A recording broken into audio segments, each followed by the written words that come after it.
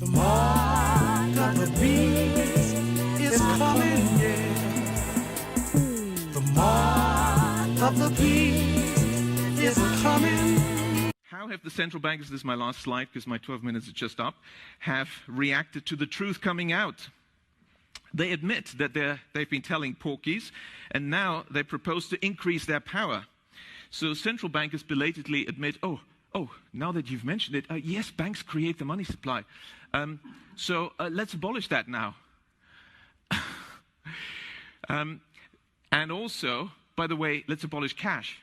So what should we do? Well, introduce digital cyber currency that central banks issue and control, and thereby gain total control over all economic transactions, decisions, and the whole lot you've just heard from the CEO of the GDI.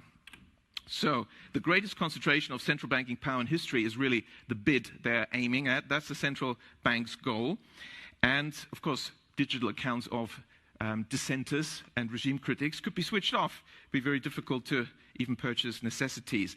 So this is an Orwellian dystopia of total control, the end of any freedoms. That's really what central banks are aiming at. Several central banks have, like the Bank of England, already prepared their microchip implant, RFID chip, to be implanted under your skin.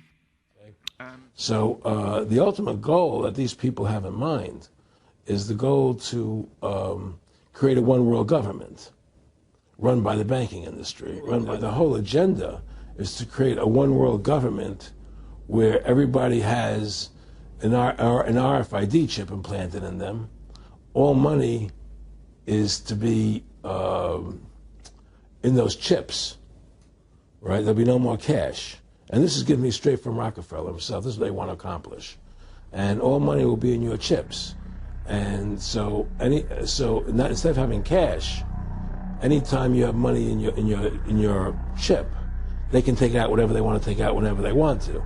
If they say you owe us this much money in taxes, they just deduct it out of your chip digitally. Total control. Total control. And if you're like me or you, and you're protesting what they're doing, they can just turn off your chip. And you have nothing. You can't buy food. You can't do anything. It's total control of the people. And that chip's connected to a database that has your purchasing records, what you do, what everything. you sell. Everything is in there, you know?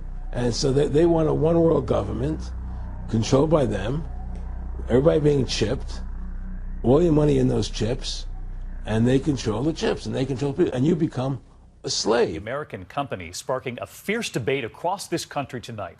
A business in Wisconsin implanting microchips in its employees, in the skin of their hands. So what are they tracking, and would you say yes if your boss asked you to do the same? Here's ABC's chief business correspondent, Rebecca Jarvis. Tonight, science fiction about to come to life at Wisconsin company 3 Square Market. What did the employees say when you brought this idea to them? Half of them actually within 5 seconds says yes. CEO Todd Westby, along with 50 employees, implanting microchips the size of a grain of rice between their forefingers and thumbs, allowing them to unlock doors at work, even pay for snacks with the swipe of a hand. そして今、私たちはその先へと進化する。一歩。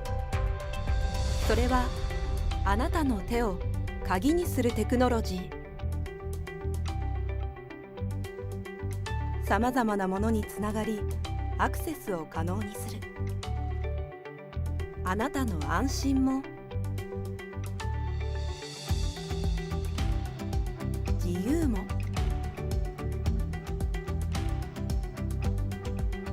あなたの健康も便利もつながりも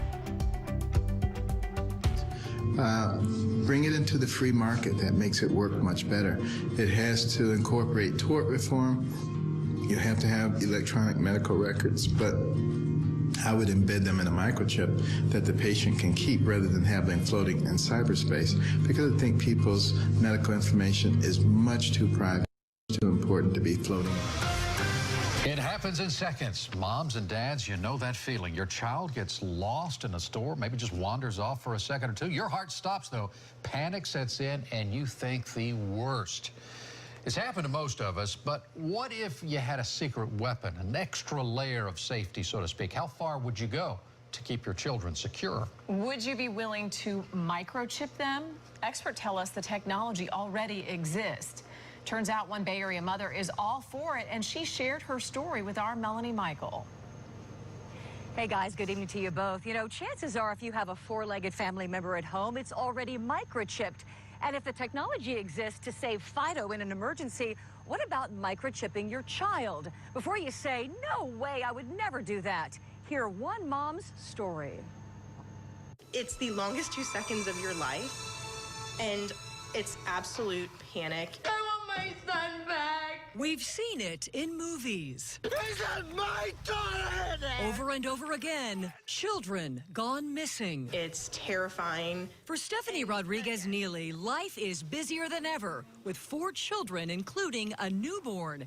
She knows scary situations can happen in an instant, and for her, it has. If it'll save my kid, there's no step that's too extreme. Stephanie's teenage daughter is a special needs child, prone to wander off and trust strangers. For that very reason, Stephanie wholeheartedly welcomes microchipping a child. If a small chip the size of a grain of rice could have prevented a tragedy, I think most parents, hindsight would have said, I wish I would have done it. When Elias Brotberger goes to work, he doesn't need ID, and he doesn't need money. In fact, much of what he needs to get through the day is hidden right there, just below the surface, in his hand. You like to touch it? Yeah. Oh, weird. Yeah, it's like a grain of rice. Yeah, a grain of rice. Embedded in his hand is a microchip that serves as his keys, his ID, and his wallet. Yeah, it's all in the How chip. dirty is our money?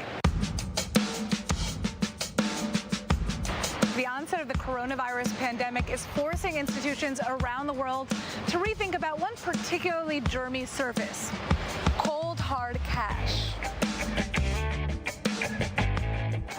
This is going to be hard to hear, but according to multiple studies, microorganisms found living on the surface of cash and even credit cards range from mouth and vaginal bacteria to flu-like viruses. But what if you can make your daily purchases without touching a thing? Welcome to Sweden, where thousands of people are inserting tiny microchips under their skin so that they no longer have to carry cash, IDs, gym passes, and key cards to get into work. I have 2 microchip implants, one on the right and one on the left. I got the micro implants because I wanted to be part of the future. I don't need keys, so I'm able to actually open the doors with my hands. These tiny chips are about the size of a grain of rice, and they're implanted into the back of the hand with a syringe. And so far, about 3,000 Swedes have gotten them implemented. So in Sweden, you can actually use it to put your train tickets inside. You can actually use it with Scandinavia's biggest gym chain, so you don't actually need to show your membership card. I use it personally as a business card, so you can actually put your phone on my hand and then my LinkedIn pops up.